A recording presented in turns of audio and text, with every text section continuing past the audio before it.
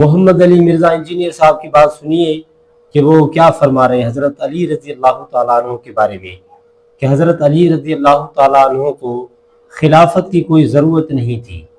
اب ذرا آپ خود سنیں اس کی زبانی۔ اور دوسرا، مولا علی کو ضرورت نہیں تھی خلافت کی۔ میرے بھائی، رسول اللہ کے گھر والے جو ہیں وہ تو کنگ میکر ہوتے ہیں، ان کو خود کنگ بننے کی کیا ضرورت ہے؟ آپ نے یہ سنا کہ اس نے خود فرمایا کہ حضرت علی رضی اللہ تعالیٰ عنہ کو خلافت کی ضرورت نہیں تھی۔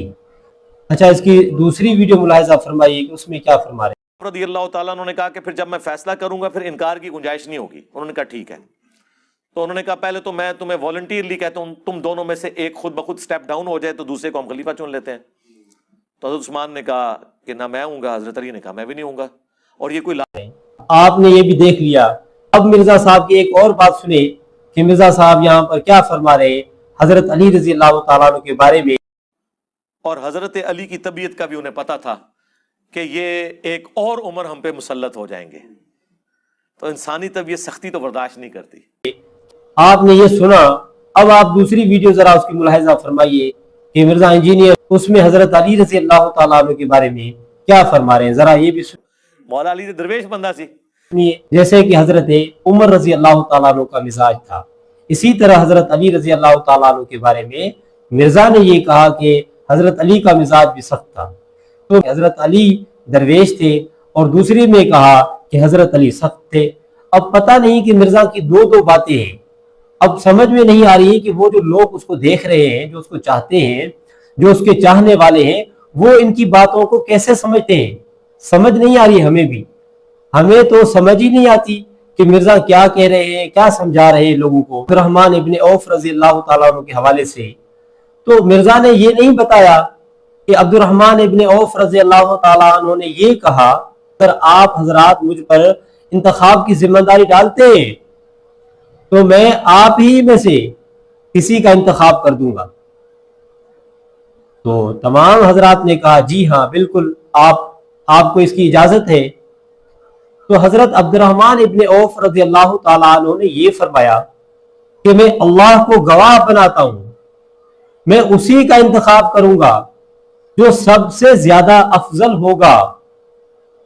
اب یہاں پر مرزا نے یہ تو نہیں بتایا لوگوں کو کہ عبد الرحمن ابن عوف نے یہ کہا کہ میں اسی کی بیعت کروں گا جو سب سے زیادہ افضل ہوگا اور اسی کا انتخاب کروں گا جو سب سے زیادہ افضل ہوگا۔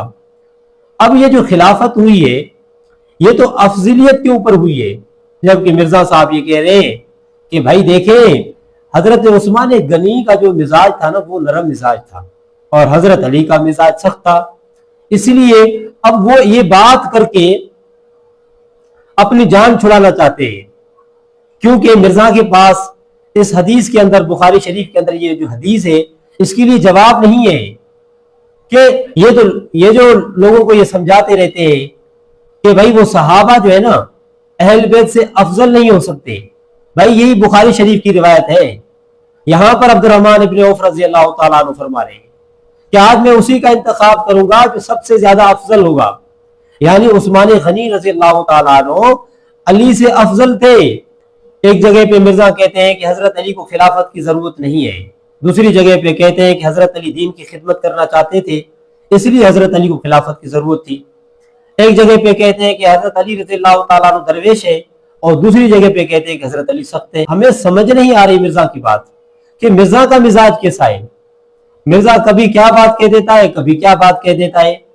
او خدا کے بندے، یہاں حضرت عبد الرحمن ابن عوف رضی اللہ تعالیٰ عنہ نے یہ فرمایا کہ علی میں نے لوگوں سے معلوم کیا ہے، علی میں نے لوگوں کے خیالات معلوم کیے ہیں، وہ عثمان غنی رضی اللہ تعالیٰ عنہ کے برابر کسی کو نہیں سمجھتے، تو میں اسی کی بیعت کرتا ہوں۔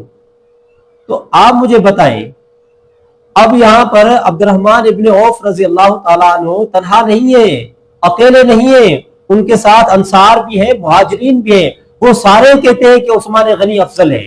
اب مرزا اسی بات کا جواب نہیں دے سکتے ہیں تو یہ کہہ دیا کہ عثمان غنی کا جو مزاج تھا نا وہ نرم تھا اور حضرت علی کا جو مزاج تھا نا وہ سخت تھا، اس لیے حضرت علی رضی اللہ تعالیٰ عنہ کو خلیفہ نہیں بنایا گیا۔ اچھا، یہ آپ کا جواب ہے۔